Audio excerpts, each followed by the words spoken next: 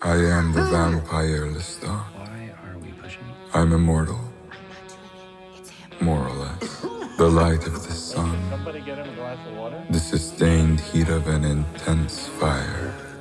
These things might destroy me, but then again, they might not.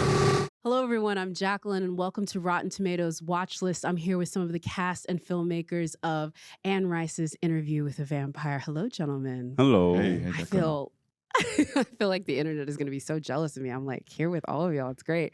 Rolin, I want to start with you because, I mean, the show, I think, is just built in popularity. But at this one, we're going to be taking on the vampire Lestat. It's really exciting just to write the VO in Lestat's voice. Just for the first time to see how he is beginning to mold and take hold of the show. Because he's sitting there, the show has to come from who he is. So the show gets to be very impulsive and wild and contradictory. And structurally, we get to work around these songs. Daniel Hart's not here right now, but he's written about 16 to 20, depending on how it lands, songs for this season, which is really challenging and exciting because you have to sort of overwrite and underwrite to place these things there. That's all really technical. What's really, really cool is that it's just a very, very, we had, I think, a very confident first two seasons in tone, and we're about to absolutely change it.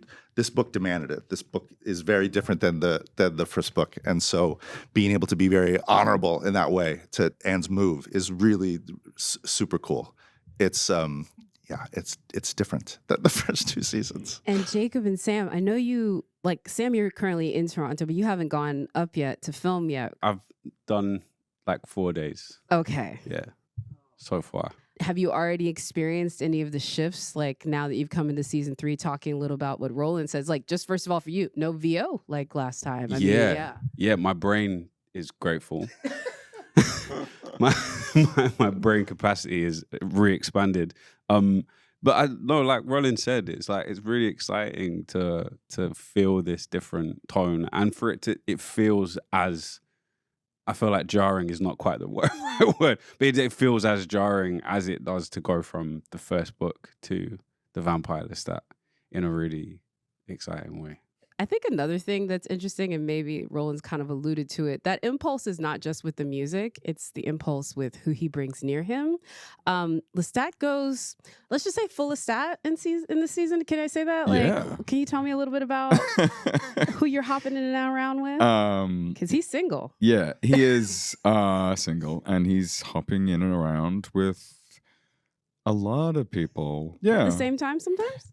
Yeah, multiple people at the same time. Definitely have potentially shot. Yeah, do you have an account on Pix or something that you're not talking about? That you We had dinner the other Oh, night. okay. Yeah. This was coming.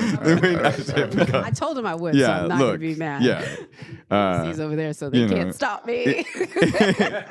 It's Lestat, and yeah, I mean he's a lover. And he loves a lot of people. He loves solely one, but loves many. How many sums were there? Hey, more than 3. God bless you, Rolin. Bless you in your pen.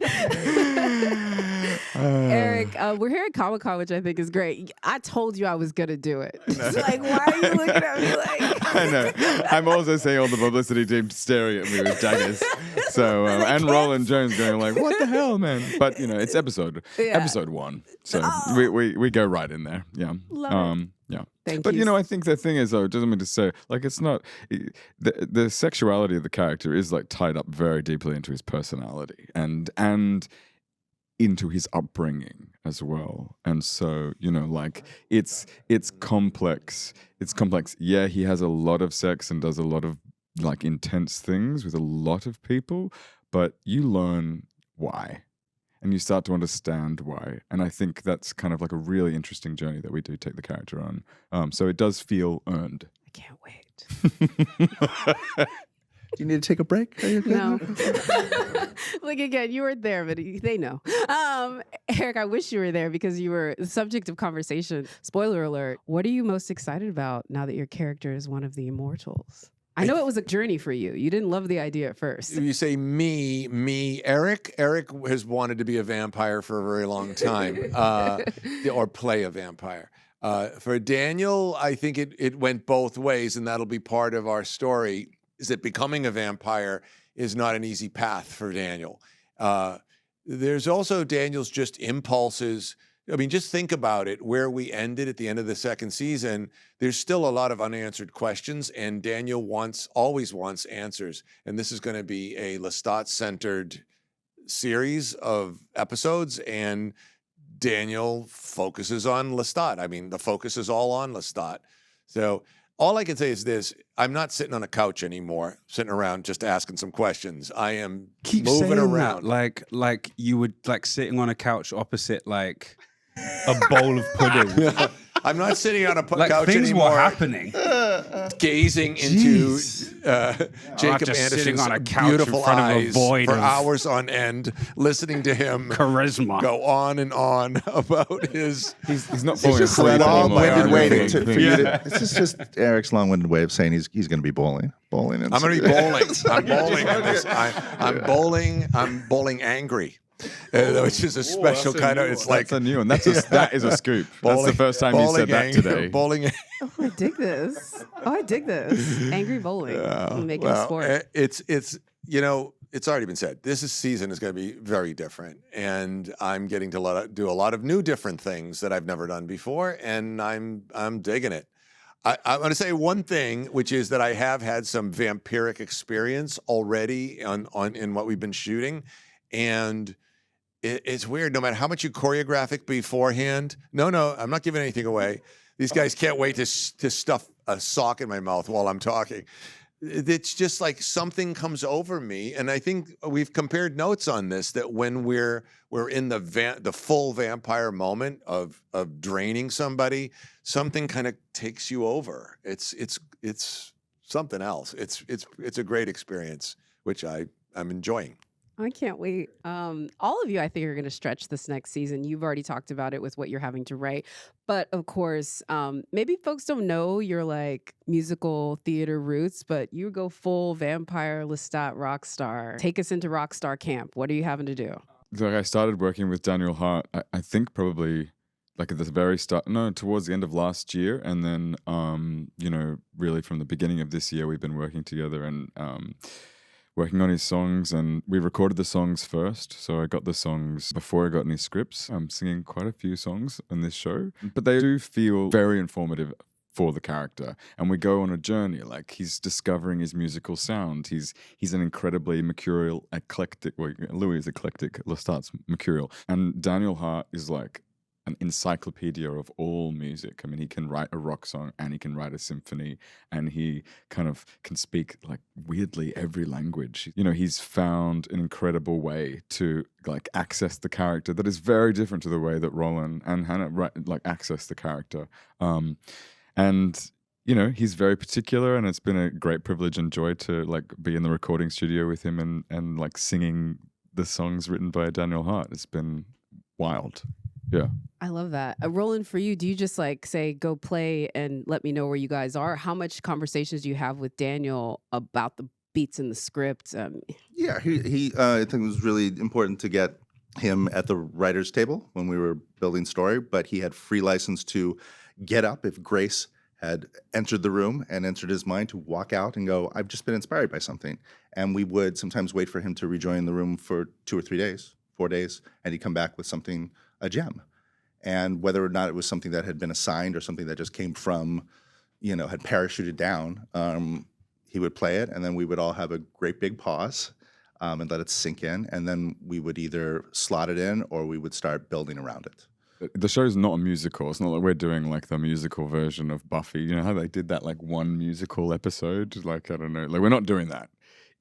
People would live for it, but I get Yeah, it. but it's not a musical, Yeah. you know, like, so it's not like Lestat's sad and then he goes like, I'm so sad, you know, like it's a concert, you know, he's performing, he's writing the songs, he is a musician. That's what he does as a living. It's how he is spending his time living.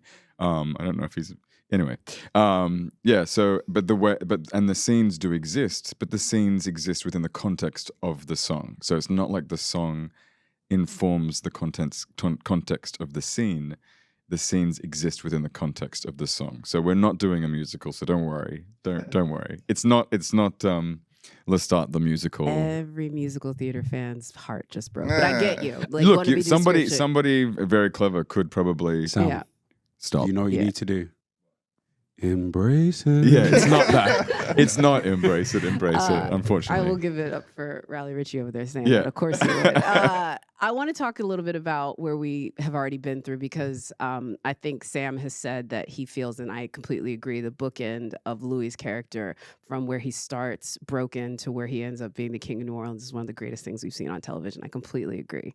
I'd like for y'all to reflect on your favorite moments of the two of you because I know that y'all are really modest, but you love bragging about the other ones. So, Jacob, what is your favorite moment that you saw Sam do in the first 2 seasons? And then, Sam, what was your favorite? Season 2, episode 3, French wolf killer, the cape. Seeing you, doing that stuff, I was like, this is cool. This is like, you know, and this is really exciting in terms of what it kind of implies about the future. I really enjoyed that stuff. What about you, Sam? I think I'm just thinking back to like very vividly remembering the Alderman office in season 1 when Louis comes in, he's like, I'm a vampire. And originally, actually, Lestat was in that scene. He was like hiding outside, looking through the window. And I was there. I mean, I was there like shooting my side, looking through the window. And Lestat was really like, really happy. And Totally pleased. forgot he was outside. Yeah, creeping. I'm What there, a- oh, and then God. and you know, I'm glad it was cut. Yeah, he's really really good like that, and it was just a very cool moment. And I felt like Lestat in that moment, going like, yeah, you are a vampire finally. You know, when me and Sam just going like, wow, he's doing such a good job. The way you set up Armand, how long did you know that was the way they were going to do it with the confrontation and how that ended?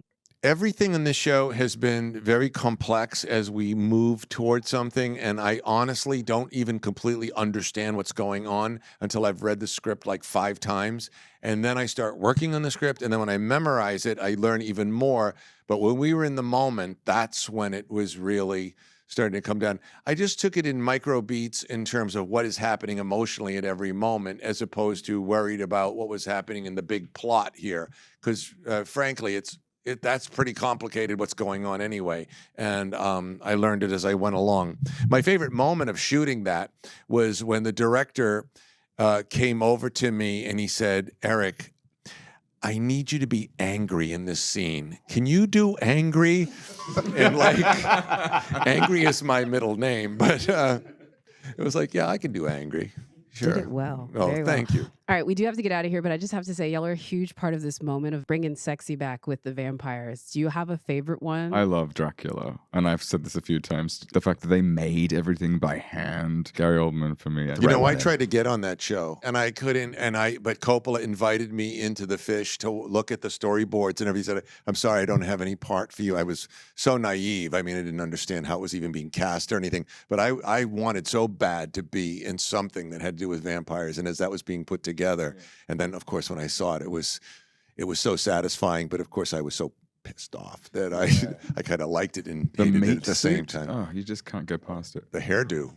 Sinners is just like perfect film going experience. I'm so in love with that film. Wumi Masaku, just incredible.